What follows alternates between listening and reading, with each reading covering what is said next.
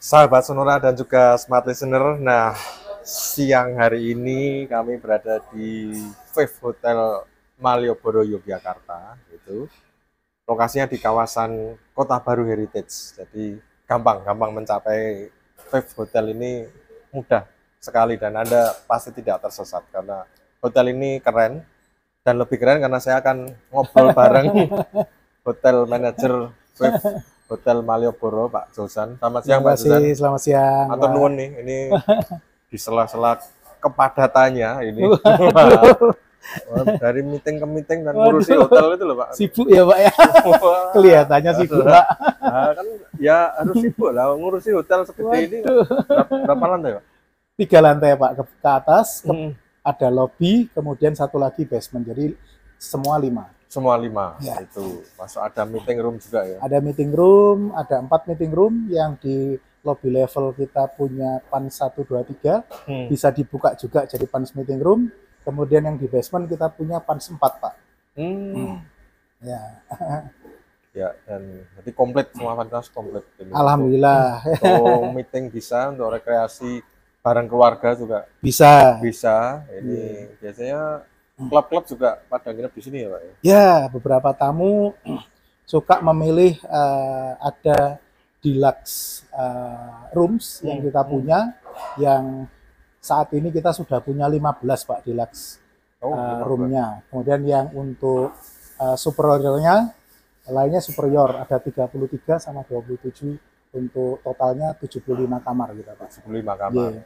Ada satu lagi yang baru, Pak. Ada baru? Ya, kita punya di luar, punya fasilitas satu lagi, meja biliar, Pak. Wah, ada meja biliar.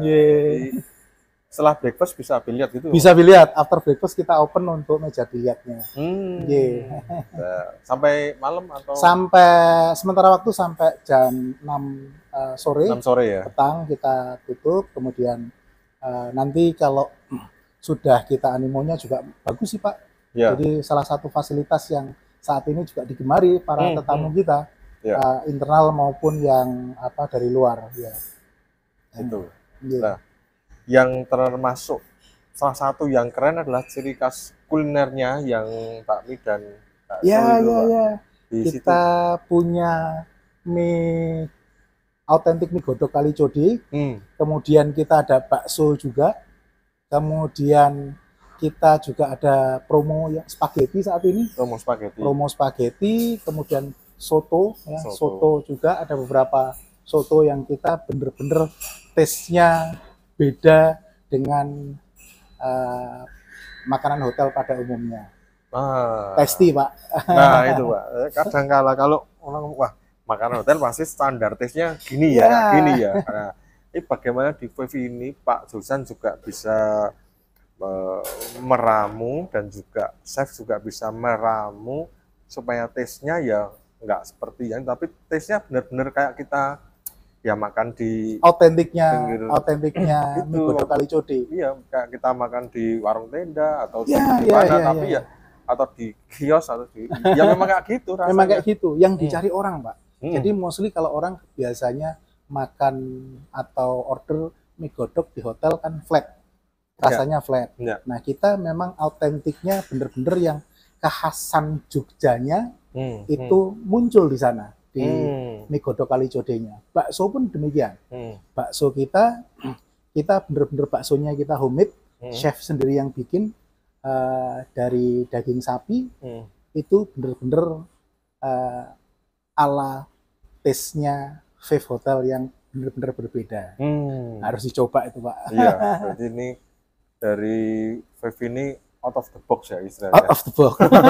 Berani nambah bumbu dan sebagainya gitu. Betul ya. Kalau hotel memang ya aturannya kayak itu, tapi ini benar-benar kayak kita makan di tempat aslinya gitu. Betul. Dan sahabat Sonora juga sempatnya Pak Josan ini juga penggemar kuliner. Jadi seneng makan, Pak. Ngincipi dimanapun sudah tahu ya. Ini kita kurang bawang ya gitu. Kurang asin gitu. Nah, karena basic saya itu F&B, Pak. Saya punya basic F&B dan sales. Jadi kalau di F&B saya pinternya merasain. Jadi kalau kurang apa, biasanya saya bilang sama chefnya, ini kok agak cemplang, agak kurang bumbu ini, kurang bumbu itu. Nah, ketika direvisi lagi sama chef sampai dengan autentiknya taste itu dapat, baru kita keluarkan. Oh, berarti ada selain test food dulu ya sebelum sebelum di launching. Ini harus lolos dulu. QC-nya harus lolos, tesnya loh ini. QC-nya sampai ke tes loh, tidak sekedar ya bikin mateng rasanya enaknya enak, bukan tidak enak kan Pak ya. Rasanya enak, layak lah, tapi kayaknya menurut Pak Zuzan kurang ada sentuhan akhir. Harus gitu, ada sesuatu yang lain daripada yang lain, yang membuat orang itu touring Pak ketika merasakan taste makanannya itu. Nah. Jadi ini seperti di sana, ini seperti di sini, ini ada yang lainnya, tetapi yang membuat setelah makan itu kepuasan atau pengalaman makan, pengalaman tinggal di Viv itu berbeda.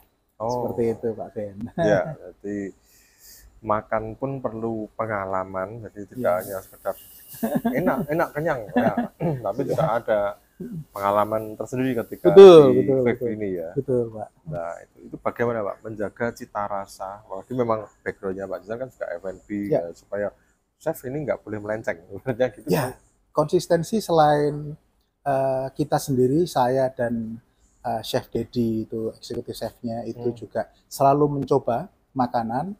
Kita setiap hari Pak dibantu tim, itu ada EMOD atau evening duty manajernya, atau Sabtu Minggu ada duty manager, itu dia wajib untuk ngicipi makanan itu. Jadi supaya konsistensi makanan, taste-nya, presentasinya selalu di kondisi seperti itu Bapak. Ya, tetap ya harus menjaga konsistensinya. Konsistensi itu ya, bagi taste ini kan ya orang wah enak lalu juga tiba-tiba kok kayaknya ada yang kurang ya chef ya. Betul. Jadi semua chef harus ketika membuat satu menu itu dari standar rasa atau taste-nya, standar presentasinya sama semuanya. Nah itu dia. Nah selain menjaga taste ini yang pengen saya kulik adalah bagaimana menjaga konsistensi kinerja tim Pak. Karena HM ini kan tidak hanya masalah chef dan F&B, tapi juga sales Pak. Dosen juga dari sales, semuanya sampai mungkin ya housekeeping dan sebagainya. Kan bisa menjaga tim ini supaya satu visi misi dengan perusahaan. Selalu kita belajar Pak. Ya selain out of the box ini perlu untuk sebagai ide. Kemudian kita juga ada dari korporasi Archipelago sendiri, ada yang kita sebut adalah golden rule yang harus kita taati segala sesuatunya untuk menjaga tim ini. Nah, kemudian literasinya Pak, yang dari kita saling mengunjungi sister company, apa yang dilihat di sana bagus, kita bisa aplikasikan di unit kita masing-masing, itu menjadi program dari Archipelago yang kita harus memang ini Pak, terus berkembang kan? Terus berkembang. Ya, betul. Karena seperti teknologi. Tamu mempunyai pengalaman yang baru dan baru lagi terus. Ya, seperti itu Pak. Jadi kita sesuai visi misinya menjadikan Viv Hotel terbaik di kelasnya dan juga menjadi kebanggaan untuk unit itu sendiri, kemudian korporasi dan juga owner. Nah, ini penting ini. Saudara-saudaranya bahasanya studi banding gitu. Studi banding. kalau di sana Pak ya. Kalau sekolah studi banding. Studi banding. Kita sering ini Pak, kayak saya kemarin ke Aston Sera, GM Conference, di sana saya ngeliat di breakfast itu ada tambahan sesuatu, nanti kita aplikasikan di sini. Saya jalan-jalan ke sister company Archipelago di Jogja, di Semarang, di Jawa Timur, Jawa Barat. Kita tinggal di sana, menikmati breakfastnya juga di F&B-nya. Ada sesuatu yang kita dapat, kita bawa pulang sebagai oleh-oleh. Pengalaman di sana yang terbaik kemudian kita aplikasikan selalu. Ya, ya. jadi selalu kita setiap morning briefing kita ingatkan kepada teman-teman HOD juga menjaga konsistensinya di departemennya masing-masing juga. Dan saya setiap hari Selasa, Kamis selalu keliling, Pak. Keliling departemen. Ke departemen ya, ke departemen. Jadi kalau biasanya kan morning briefing kan dari departemen datang ke kita. Betul. Ya. Ini saya balik, Pak. Saya yang mendatangi masing-masing. Departemen. Ya, jadi ada coaching di sana, pendekatan persuasif ke beberapa tim, ada kekurangan, kesulitan apa, kita pecahkan, kita cari solusinya bareng-bareng. Wah, ini menjadi solusi, ya toh? Solusi, selalu ada solusi. Apa nih? Wah, kok kamu kurangnya di sini ya? Sepertinya begini, atau apa ini? Waduh, kurang bersih nih. Nah. Mendengarkan dari tim itu ternyata jitu, Pak, untuk dapat solusinya malahan. Usulan dari teman-teman. Ya, ini menjaga konsistensi. Betul. Juga sesuai rules itu penting, karena bagaimanapun di era kebebasan keterbukaan ya kita harus tetap ada rules-nya. Ya, tidak bisa ngawur.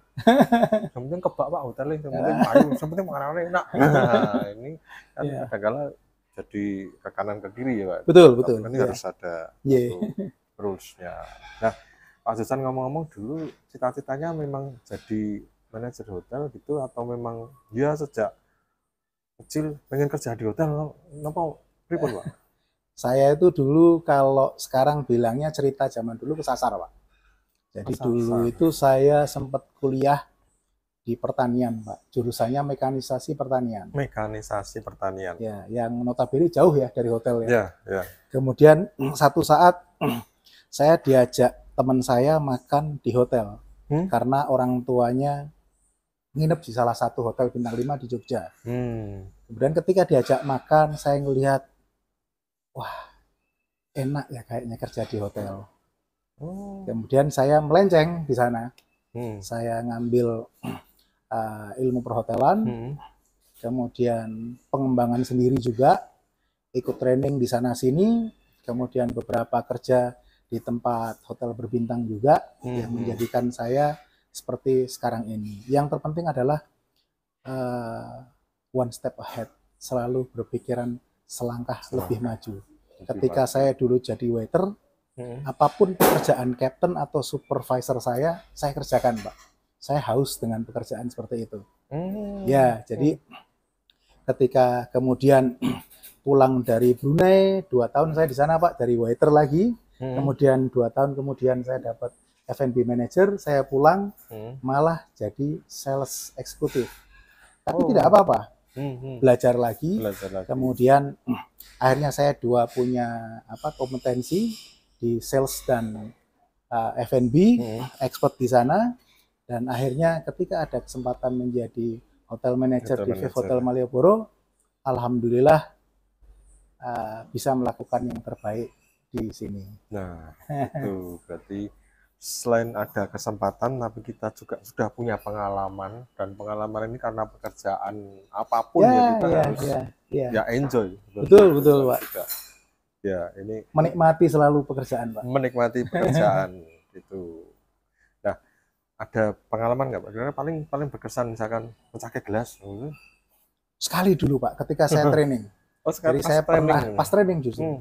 Jadi kalau zaman dulu mecahke gelas itu, wah, langsung dar. Tapi saya ambil positifnya. Ketika saya dimarahin waktu itu, perasaan saya merasanya kayak dimarahin. Padahal itu adalah motivasi ternyata. Tapi saya ketika dimarahin atau dimotivasi, saya tidak langsung ciut mental saya. Malah saya di situ berjanji, dari detik ini sampai kapanpun saya tidak akan mecahke saucer, Pak, lepek itu, Pak, lepek gelas. Dan sampai sekarang nggak pernah mecahin itu lagi. Selalu berhati-hati dalam langkah, selalu melihat segala sesuatunya, karena kayak itu kan aset ya, aset perusahaan dalam bentuk kecil, apalagi yang dalam bentuk besar. Nah itu kita benar-benar harus menjaga itu. Jadi pengalaman mecahke lepek ya, lepek itu tadi menjadikan saya dikuatkan mental saya, karena saya harus menjadikan itu sebagai tantangan yang positif. Nah, selalu berpikir positif, top self-nya juga selalu positif. Ya, tidak pernah berpikir mudah-mudahan yang negatif, Pak. Ke semua orang ya, dan semua teman-teman di sini, ke tamu semuanya, menjadikan hotel ini menjadi warm semuanya. Kan enak ketika semua tamu kayak menjadi keluarga. Nah, itu kuncinya. Jadi, betul. Jadi walaupun ya dimarahi habis-habisan kalau itu pastilah dimarahi ini. Waduh, karena kalau sekarang kita dimarahi terus resign, Pak. Wah, itu. Kadang-kadang atau malah dalam kutip balas dendam. Dimarahi guru malah gantian. Waduh, gurunya itu, yang diparani. Wah, susah itu, Pak. Nah, ini kan banyak sekali kejadian-kejadian di era ini. Tapi ketika dimarahi, oh ya kita responsibel kan, tanggung jawab. Oke, walaupun pasti tidak sengaja. Tidak mungkin kita sengaja memecah lepek gitu kan. Kalau itu ya beda urusan. Kalau sengaja itu kan oke, berarti dimarahi sana sini, teguran keras, tapi itu membuat kita semakin kuat. Memotivasi dan mengingatkan. Betul, Pak. Jangan melakukan ini lagi. Ya, ini akhirnya ya sampai jadi HM loh, dari mecahin lepek jadi HM ini. Oke. Apalagi yang menjadi motivasi Pak Josan di sekarang ini, Pak? Alhamdulillah, Pak. Ini tahun kelima saya di Hotel Malioboro, dan sampai sekarang saya masih rajin keliling, Pak. Jadi saya menjadikan antara hak dan kewajiban, beberapa hak dan kewajiban ini saya aplikasikan terbalik. Contohnya gini, ketika non sewu ada sampah, contohnya beberapa orang buang puntung rokok tidak pada tempatnya. Saya merasa punya hak untuk mengambil sampah atau puntung rokok ini ke tempatnya. Kalau saya jadikan itu kewajiban, saya berat, Pak. Nah, saya balik. Saya mempunyai hak untuk ngambil sampah, saya tempatkan di tempat sampah. Nah, itu yang menjadikan segala sesuatunya menjadi ringan. Nah, ketika kita merasa berhak untuk menjaga hotel ini menjadi lebih baik, menjadikan hotel ini lebih baik, menjadikan tim kita lebih baik, itu bukan kewajiban saya, tetapi hak saya untuk menjadikan segala sesuatunya lebih baik. Betul. Dengan adanya hak itu akan kita membuat ya tanggung jawab menjadi, ya boleh kata menjadi ringan, tapi yang penting kan itu menjadi kesadaran kita full. Ya, betul, Pak. Kesadaran ini bukan kalau kewajiban itu kalau kita lalai misalkan aku nek rat kongkon ora apa-apa. Rat kongkon sih ora apa-apa kok. Kan kewajiban. Nah, atau kita melupakan kewajiban kita jadi kayak waduh gimana. Betul. Tapi kalau menjadi hak dan itu ya habit sehari-hari betul, Pak. Jadi lebih ringan gitu ya. Nah, ini tips motivasi dari Pak Josan. Betul. Pak Josan, terakhir nih, kunci suksesnya apa? Kunci suksesnya, semua boleh strategi, boleh berpikiran lebih baik, lebih positif. Ya, satu sisi, Pak, jangan lupa selalu berdoa. Itu saja, Pak, sebenarnya. Lain kita ikuti segala sesuatu, ada aturan main yang harus memang kita ikuti, dimanapun bekerja pasti ada aturan. Tetapi kita bijaksana dalam merangkum segala sesuatunya. Contoh ketika kita dapat komplain itu tidak kita meleret, tapi berarti kita harus bertindak lebih baik lagi, lebih bijaksana lagi, lebih responsif, cepat melakukan satu hal untuk menjadi kebaikan, kemudian berdoa. Sehebat apapun kita, tanpa doa, tanpa ridho Allah, nggak akan mungkin, Pak. Betul. Kita harus tetap berdoa dan dengan bantuan Tuhan, ya semuanya akan terselenggara. Betul. Itu. Jadi bekerja dan berdoa ini menjadi Pak. Sistem yang harus dilakoni gitu kan. Betul, Pak. Karena kita itu penting. Komplain juga ya Sebenarnya orang komplain itu sebenarnya orang perhatian ke kita kan, betul, karena dia ekspektasinya begini, nah dia pengennya hotel ini harusnya begini. Membantu kita Pak sebenarnya, membantu kita orang komplain itu. Baik, ya. Pak Jusan, matur nuwun. Matur nuwun Pak Ben. Pak Jusan masih harus ada kerjaan lain lagi, tapi terima kasih. Nah, sahabat Sonora dan Smart Listener, ini 10 menit bareng Pak Jusan, ya, hotel manager Viv Hotel Malioboro yang lokasinya di kawasan Kota Baru Heritage. Terima kasih kebersamaan Anda. Terima kasih.